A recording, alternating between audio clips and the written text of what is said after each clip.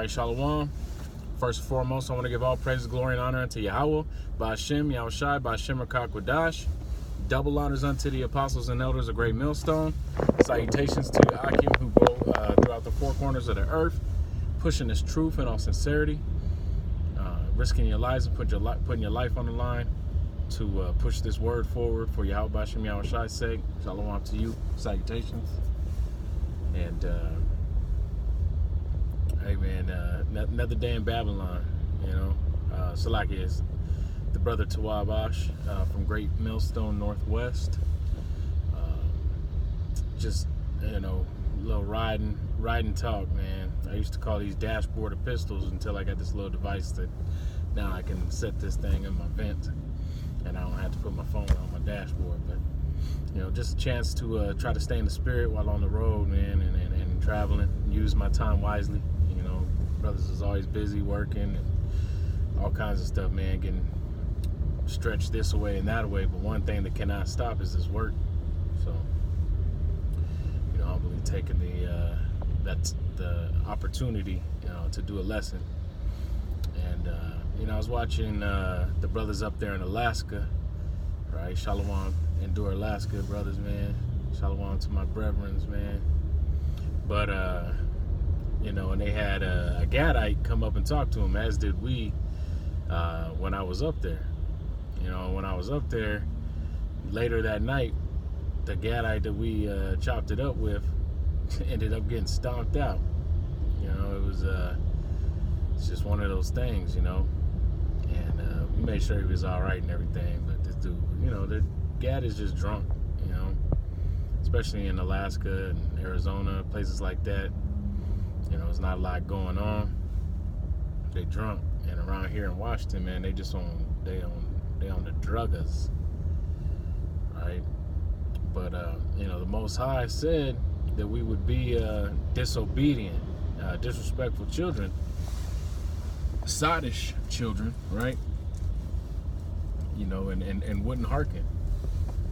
And you know, you see that very evident this time of year, right? You got Jakes, you know, all out in the spirit of mirth, right? But the scriptures say during the time of Noah, or as in the times of Noah, you know, people in their mirth, people be marrying, you know, and partying, roughly paraphrasing. And that's exactly what's going on now. People getting ready for their Christmas sweater parties, right? Making their gingerbread houses. You got Jakes talking about how they love this time of the year, right? You love this time of the year because of the weather's cold, you know, all the love that's in the air. Like, what are we talking about, man? Like, have you been out in public lately? You must have took the back road because you didn't get cut off 100 times on the road, or walk into a store and see somebody cussing somebody else out because they didn't have the product they child wants, or, you know, y'all must live in a cave. But because there ain't none of that going on out here, you know. Even amongst all this mirth and this witchcraft, this high, you know, because the scriptures say that there is spiritual wickedness in high places, you know, and that's what's going on right now. You got these so-called holidays that have been set up by Esau Edom, right? And he bitch ass he created these holidays in the spirit of sex worship, right?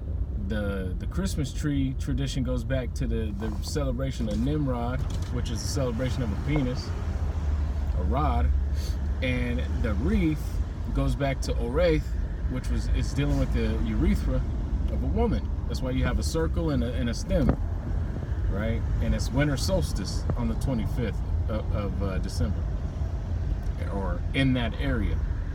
This is a pagan sex worship, and yet you damn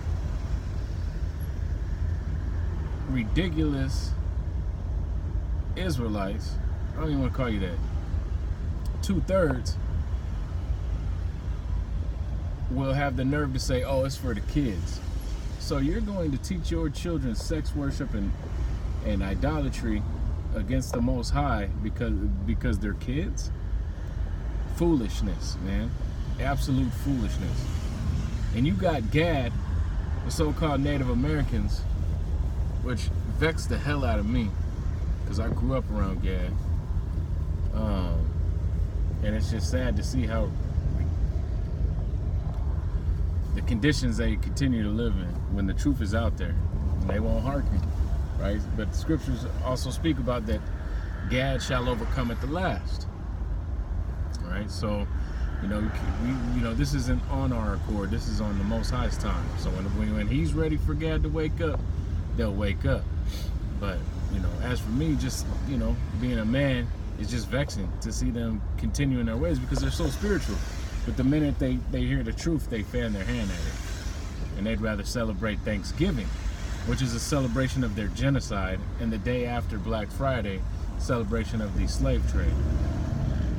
Right? They'd rather celebrate that than wake up and start teaching this truth and coming back into the knowledge of who they truly are. See, Gad's problem is they were here on this land living, solitude by themselves for so long in their wickedness that they think they're somebody. You know what I'm saying? They think they're somebody, special because they kept the land Sabbaths and they're very spiritual people and, but because they were here and didn't come over in the old world, and also a lot of that goes back to the destruction and the curses. Because Gad is destroyed for a lack of knowledge, man, for real. Because the school systems on the reservations are a complete joke. And what they teach in any school is a complete joke. Right? They don't tell you that you were sent as slaves to the slave capital of Spain. Suitable Spain or something like that. So like the name of Spain is the city in Spain is I can't think of it right now, but Seville, Spain became the slave capital of Europe, and they were taking slaves from here, transporting them there. The first cargo ship had 1,100 and only 300 made it. And then they started bringing over Judah, you so-called Negroes, from West Africa over to here. And you ain't African. But anyways, man, just get back into this mirth, man, and these so-called holidays. All right, how you gonna celebrate the birth of the son of the Lord of Yahweh, right? Who you call God, and you ignorantly celebrate Jesus's birth on Christ Mass. I don't get, it's a lot of confusion, man. That's why this is spiritually known as Babylon. It's spiritually Babylon, Sodom, Egypt. For all the abominations that go on here. But Gad doesn't realize that he was took over there on them slave ships. So here he is in his mirth, man, celebrating these holidays. Like for a Native American, so-called a Gadite, to celebrate Thanksgiving, what a damn shame. You should be ashamed of yourself for celebrating your own genocide. And I always hear all the excuses, because I be out there, due to my job, I gotta listen to a lot of shit. So it's always about,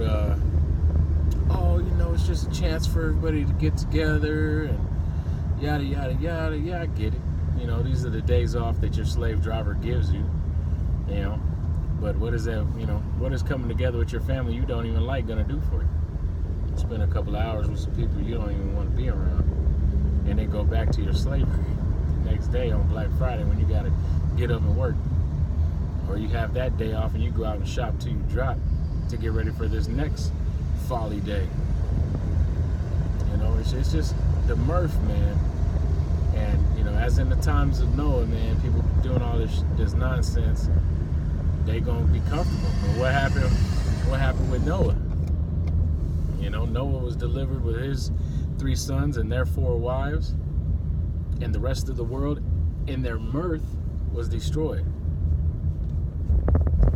So all these Christmas lights and penises that you're putting in your living room with balls under it, all hanging off of them with the, in Jeremiah 10 talks about the gold, deck them with gold and silver, the work of a axeman, right? You go out, you get your tree, and you decorate it. Yeah, man, do that, do that, because the Most High sees that, and he's allowing you to commit a spiritual idolatry and idolism.